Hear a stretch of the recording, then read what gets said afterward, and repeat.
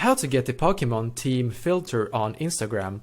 Hello everybody and welcome to this video where I'm going to show you exactly how to get the Pokemon team filter on Instagram, but make sure that you watch this until the very end so that you don't make any mistakes in this process. What I'm going to do first is to go into the Instagram app on my phone. Then when I'm on my Instagram app, then I'm going to click on this plus symbol, and now we can click on Reel. When you're in here, click on this symbol. Now click on the search icon. We need to search for Pokemon team, and then when we have done that, then we need to choose the first filter right here. After you are done that, then click here to start recording, and you can see that the Pokemons will slowly reveal themselves one by one. So this is exactly how to get the Pokemon team filter on Instagram. Let me know in the comments below if you have questions. I will try to answer to as many as I can, so don't hesitate to ask.